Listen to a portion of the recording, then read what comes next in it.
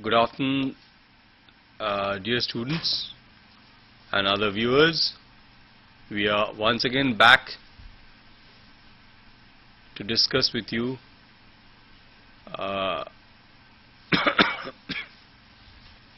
rural demography. This session is rural demography part 2. We would continue with more of rural demography in this session. My guest colleague, Dr. Pradeep Kumar, he would speak on the substantive part of rural demography, and I would intervene when it is required, so that we go deep into issues, we analyze things properly for the benefit of our students.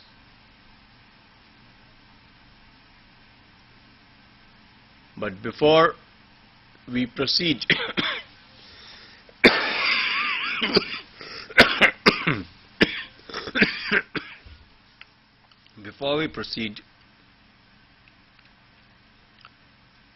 my only one request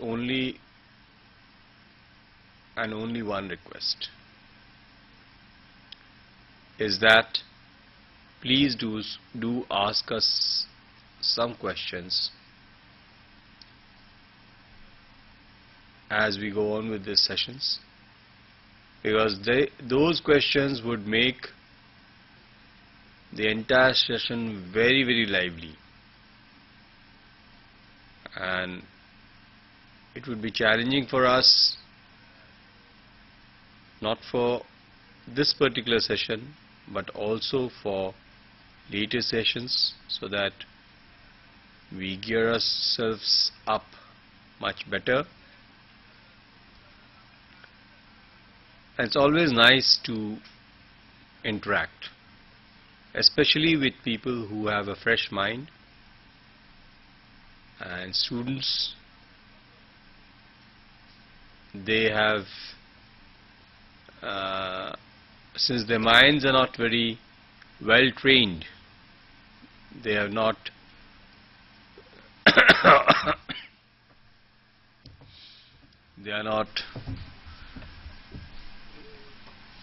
opinionated. I mean, they don't fall into a track. They can ask things which perhaps we have never thought of. So I would request you to ask as many questions as possible. It is in our own interest. We would benefit out of it, and you would benefit out of it, in the sense that these lectures would be more lively. Over to Dr. Pradeep Kumar. Thank you, sir. Now, good afternoon, viewers, friends. As sir has said, we expect a lively participatory discussion, so we both of us can enjoy this lecture, get benefit of that. And now I would like to come to our earlier discussion, as we were discussing the demography, rural demography and development, how these two are linked. We discussed in these 4 factors health component in detail. Next, we would like to focus on education. Education is the second important component of rural development, or development as a whole. If we want a skilled population, if we want a resource, particularly a human resource, we can change in resource only through proper socialization and education. Without education, without skill, a human resource is only a material which cannot be properly utilized, and it is a burden. Rather, it is a burden, it's not a resource. And in this way it is a waste, we can say waste. It is not a resource.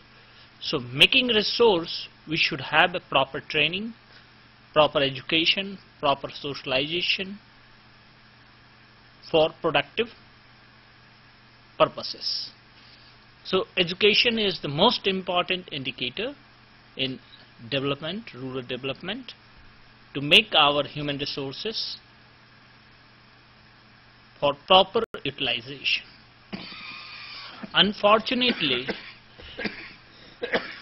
the education in our Indian situation, if we see the educational indicator, literacy level, it's very low. It's very low. Education in India, overall percentage is very low. That is only about 60% of the total population are literate. Literate itself, the minimum level of literacy, a person can read, a person can write, or minimum understanding of the number system or calculations. These are the basic connotations of literacy. Even in that sense, our population is only about 60% literate, and particularly the female literacy is again less than that. So education is a very important indicator, and the situation shows a very pathetic, very bad conditions. We need to improve for our proper development and rural development. Third is the food and water. For survival, we need proper nutrition, proper food, drinking water, housing facilities. These are the basic infrastructure, basic conditions for human survival. If these are not available to us, then certainly it will also affect making a man as a resource, as a human resource.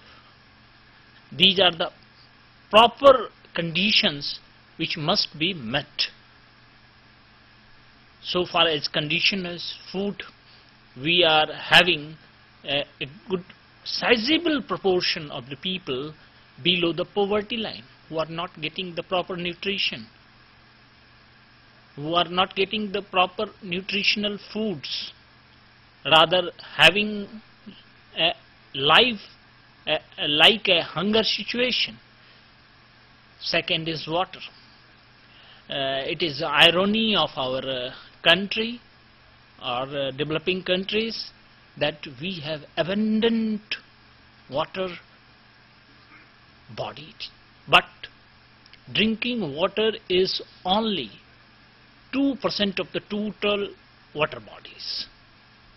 We have river systems coming, perennial rivers from the Himalayas and in the lower peninsular regions, but all water is not properly utilized, and a large chunk or major share of that water goes to the west in the seas, and we are not properly utilized for drinking purposes.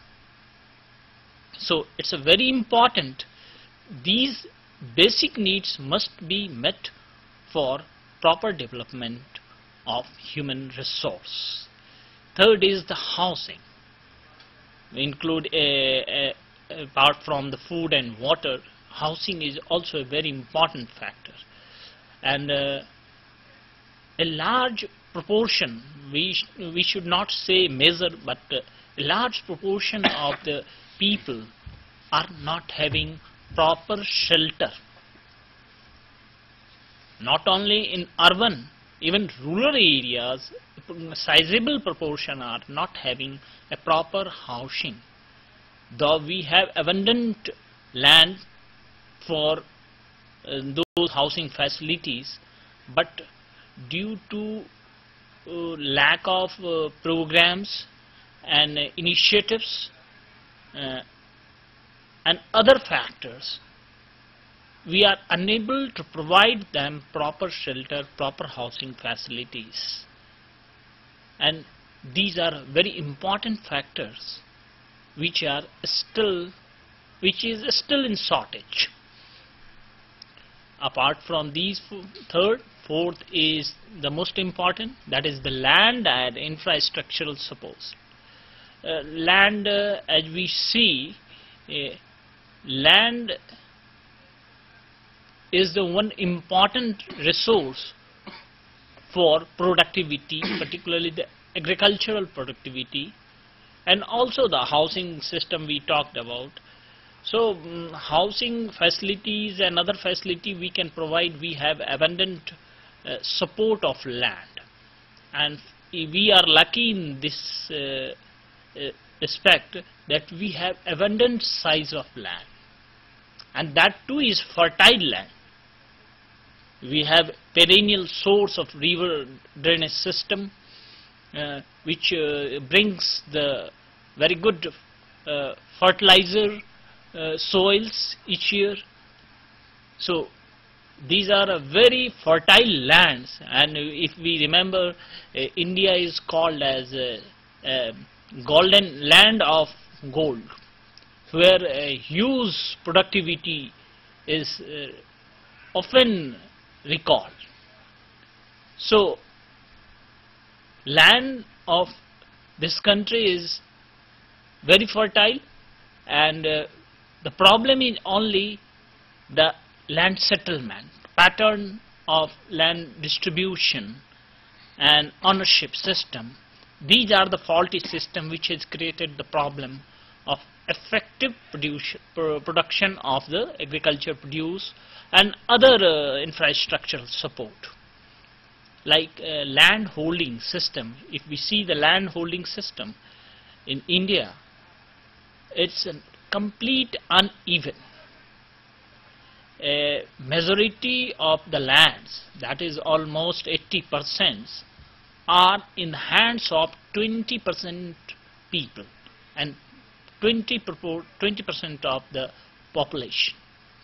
So 80% population having only 20% proportion of land.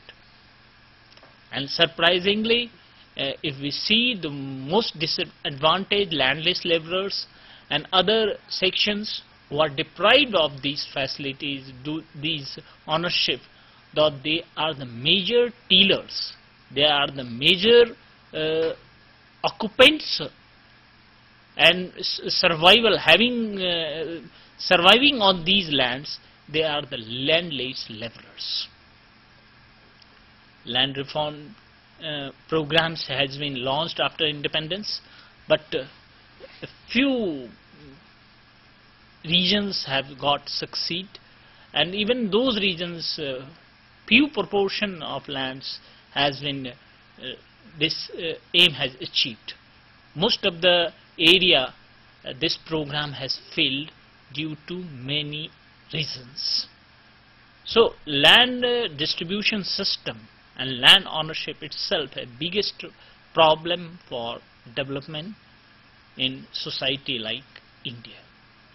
So these are the developmental problems for proper utilization of population and making a human to a resource. So these are important things. Now we will discuss it later on again, how development and population is beneficial and how it is negative to the process of development. Before we discuss those things, before that I would like to give you a demographic picture of Indian society what is the existing situation, like what is the size of the population, what are the proportion of the rural society, state-wise or something changes year-wise from the census, and these are the very important thing.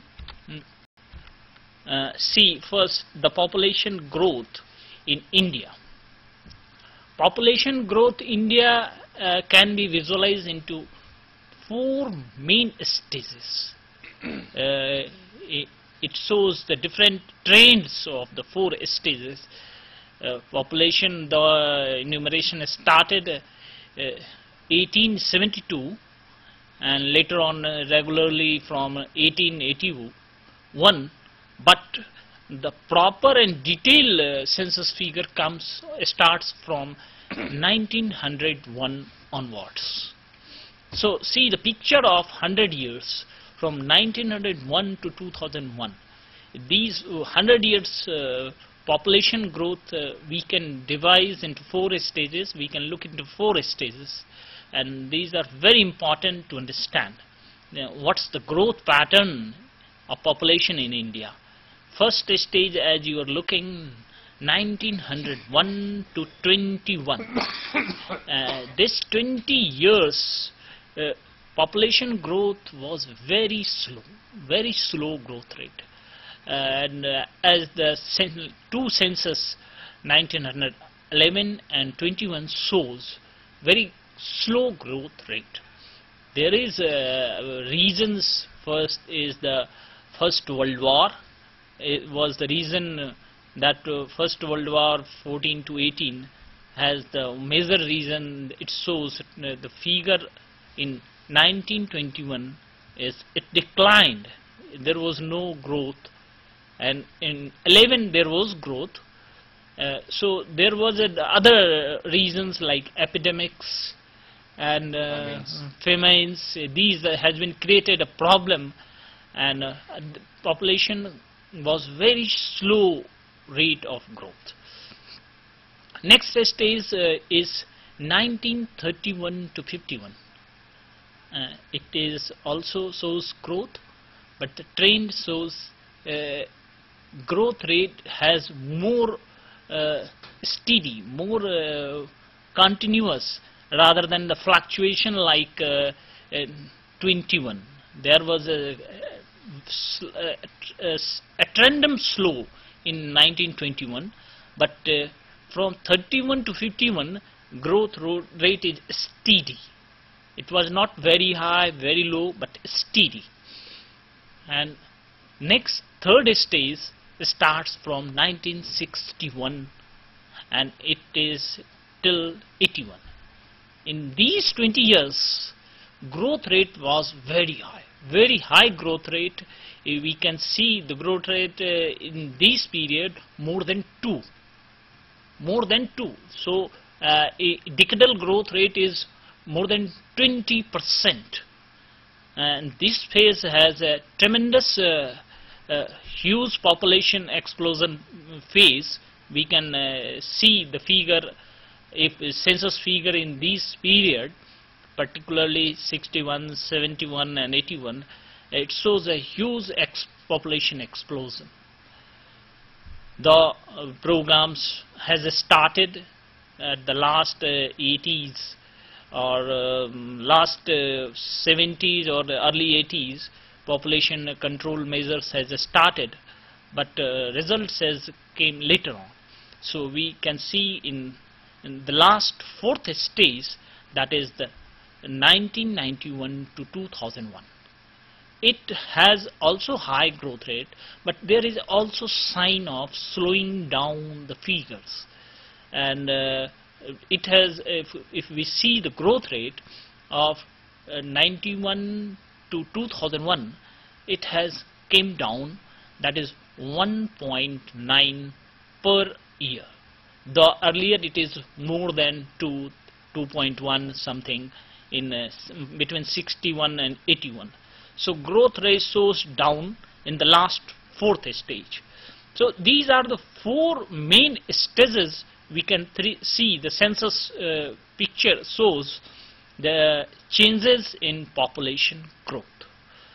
Now, besides these four stages, we can also see the population growth rate in difference or variation from one region to other region, from one state to other states. Different region has not the uniform growth rate, rather different population growth rate, like the Kerala shows low population growth rate. While we see the upper northern belt like the Bihar, UP, it has high population growth rate. So these are the trends of population growth, and in population growth, if we see the exact picture, the changes in how changes from 1901 to 2001, it is also very distressing. Like as 2001, the growth rate is overall all over India's national figure shows the 19.1 something decadal growth rate, while in 91 it was 20.04. So again it shows higher. So as I said, in the third phase from 61 to 81, the growth rate was higher, and it started slow down in the 90s. Basically the basic drastic changes in this decreasing order we can find in 90s and early 20s. So now come to the variation. As we talked about the India figure, the state-wise variation in the Nagaland, it shows 63.37% of growth rate in one decade between 91 and 2001. It's very surprising how Nagaland shows this much of growth, and it's not a natural growth. Nagaland is a border area of Bangladesh and Myanmar, these areas, and there is a basically influx of the population from those regions, and it has created that kind of basically growth. It is not natural growth. Again we see the growth of Madhya Pradesh, it's minus 12.9. How Madhya Pradesh shows decreasing trend of population growth? It is because of the changes in the state boundary. Chhattisgarh has created a new state, and that's why it shows the negative direction, a decreasing order of population growth. So these are the many other factors of population growth which census doesn't reveals.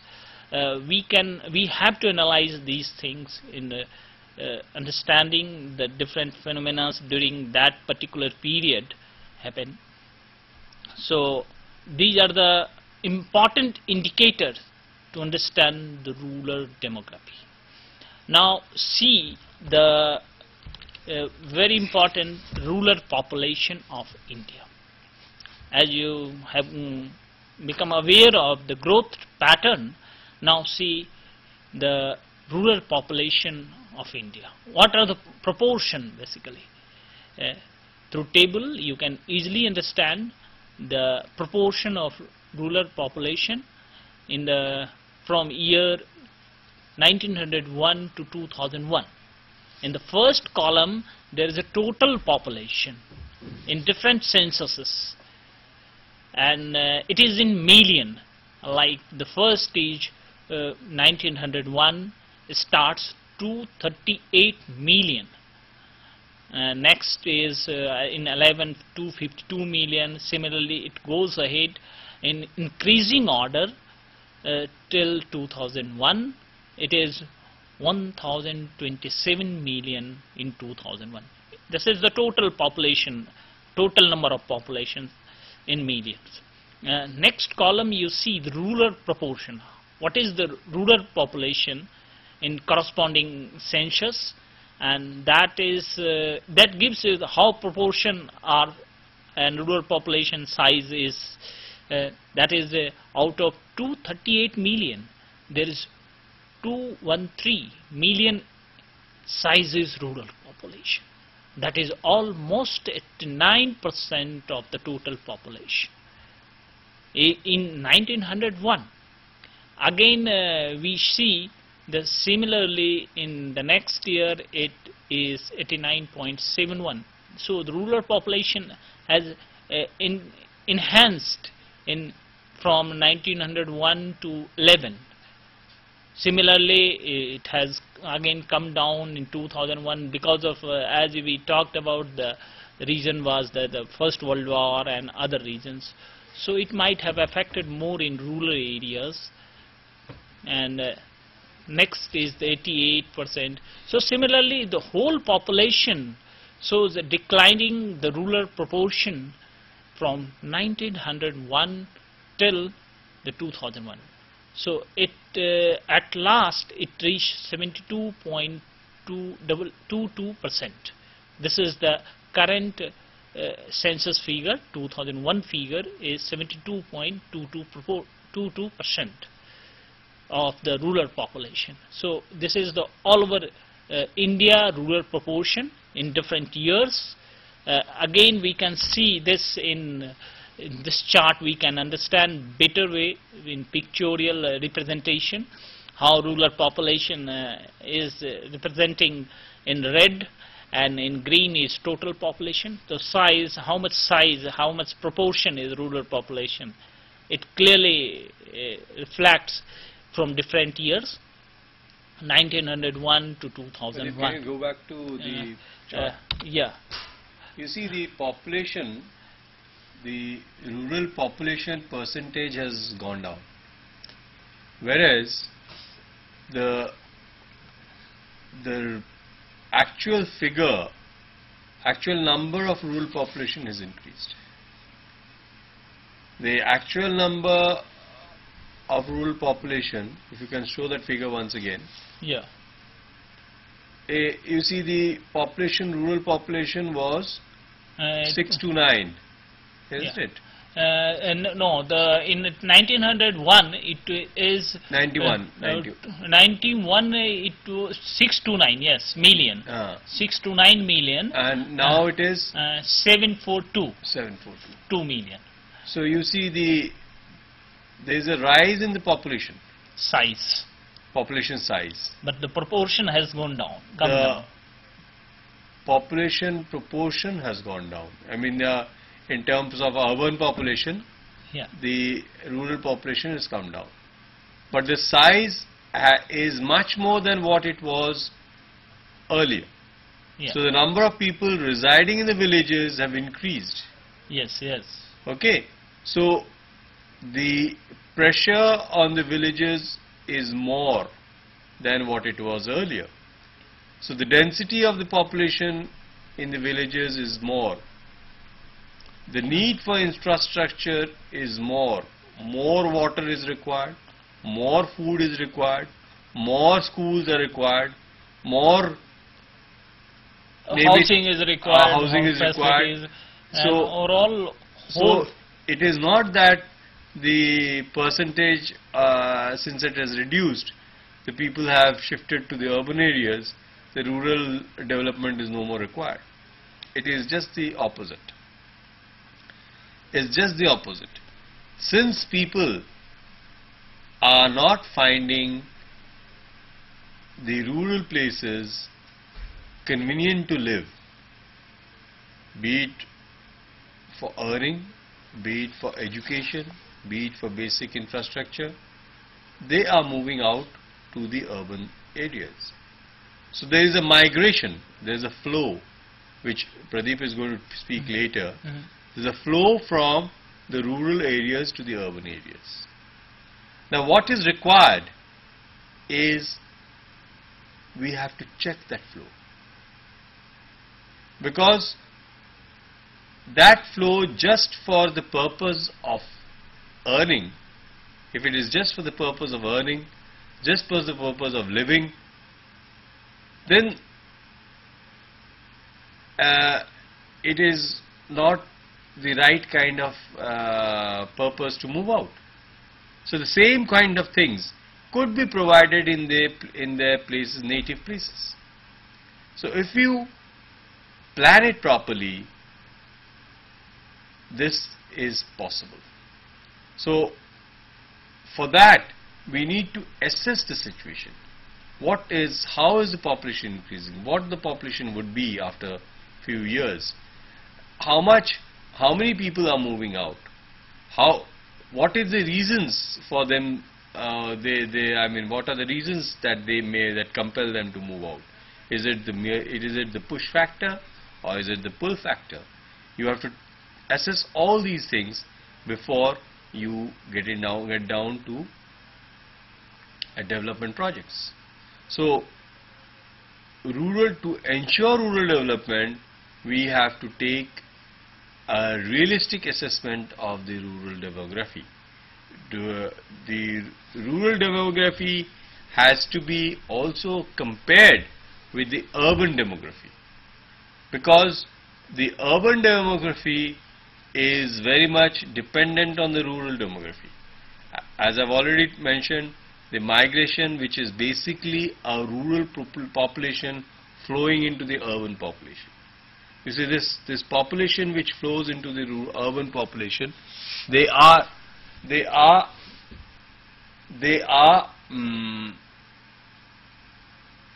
in many senses rural.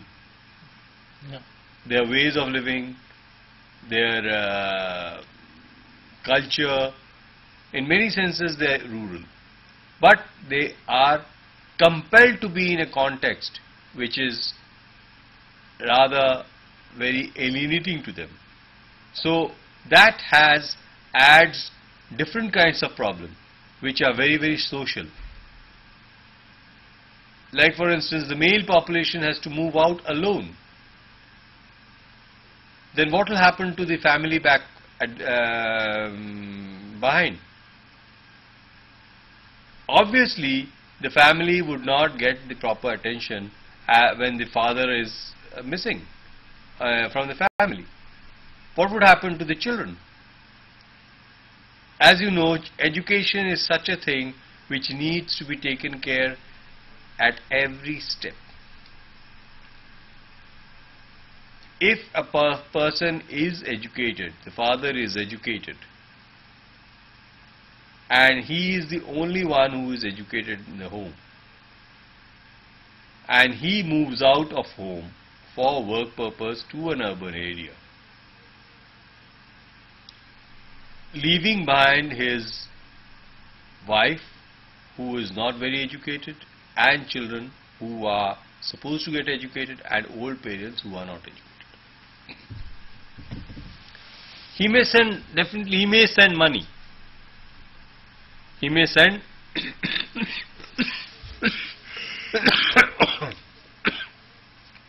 money from the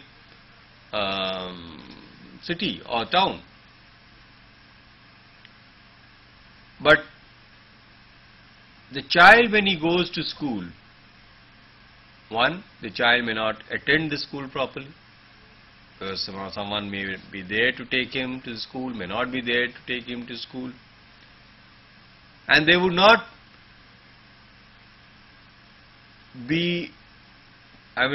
take advantage of the school properly. If the father is there, perhaps the chances are that the child gets a backup from home to be good in the school. Then only he will be able to take advantage of the school. Just putting up a school and a teacher is not enough to solve the problem of education. Now, this person, when he is there, he will be able to force the child to study or help him to study. Now, if he is not there, then he may be going to school. The school is there, the teacher is there, blackboard is there, everything is there, but what is happening is just going and coming, but no education. So all the investments done goes waste because there is one person who is supposed to take care of the child's education at home is missing. So having him in a city, leaving his family back home, is that he becomes a money spinning man, but the development of the family does not take place. Now, do we want this kind of situation? Certainly we do not want this kind of situation. If this is the kind of situation that is going to happen, then we would have just thousands, millions and millions of children who are not able to take advantage of education. The education that is being, whatever little education we have, we are able to afford, the advantage of that cannot be taken. So as a result, they are not educated. They may be promoted, but in the real sense of the term, they are not educated. If they are not educated, how do you expect them to take responsible jobs, responsibilities? How do you expect them to make the right kind of decisions, which is good, which is bad? So you see, from a simple fact of migrating from one small village to a urban place of the main person in the family, the entire family overall development gets arrested. Now this has been going on for years. Besides, the person who goes out to the urban area lives a very, very alienated and lives in a very inhospitable condition like slums. His life is messed up, the life of his family is messed up, and do we want this? Not only that, he messes up others' life in the urban area. Like for instance, Delhi, there are the population, the slum population is about 60 to 70%. So that adds a pressure on everything, name it, be it water, pressure, be it transport, there is pressure, be it electricity, there is pressure. Everything is in a awful condition. Sewerage, there is pressure.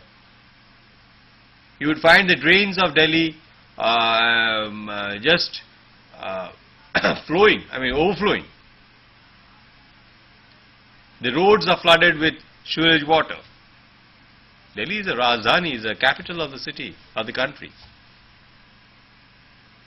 But if you have so much population thrust onto one area, how much can it take?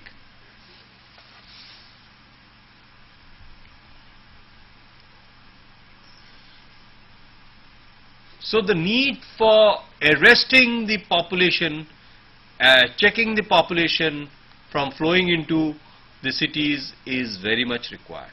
And that is possible only when we take care of rural development. Yes. Thank you, sir. Very nicely sir has elaborated the ill effects of the rural-urban migration. We will discuss the real picture of rural-urban migration. What are the present existing data reveals these things? We will discuss. One more later. point I wanted to mention when he was talking about human resources. Well, there we have two views regarding population, very well known views. One is the Malthusian, the other is the Marxist model. One treats population as good, the other treats population as not so good. The increase in population is not so good. The Malthusian concept is, the Malthusian theory is very simple, that if you do not take care of your population, if you do not control the population, then the population will control itself. The size of the population will become such that it will create such problems that the population will get checked on its own. Like, for instance, if there is too much of population and the pressure on the land becomes more, the production would lag behind the growth of population. As a result, a lot of people will go unfed, and that would lead to famine, and many would die. So he says that why wait for that kind of bad days to come? Why not control your population so that you do not have to see such bad times?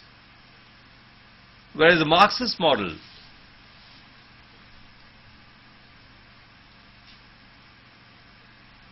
is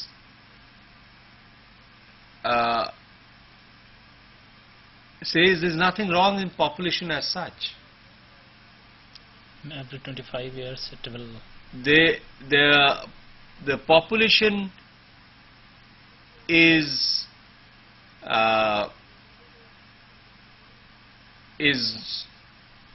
right or wrong. It's because the way we the kind of access the population has to resources. If the population has the right kind of access, if each and everyone has access to education, if each and everyone has access to health, if each and everyone has access to shelter or the infrastructure is for them, then the population, the nation would benefit out of this population.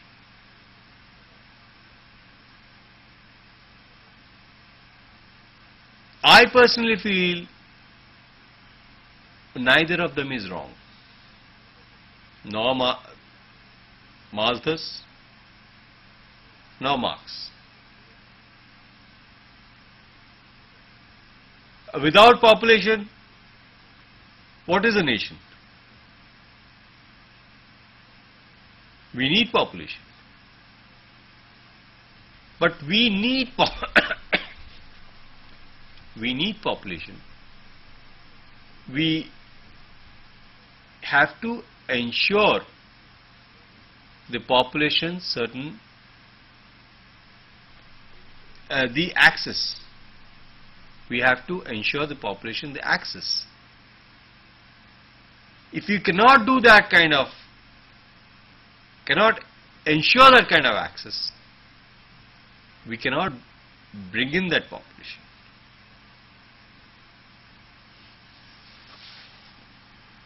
So, just getting the population and making a political agenda out of it is just going to be a very miserable situation for the population, not those who are making an agenda, because they are comfortable.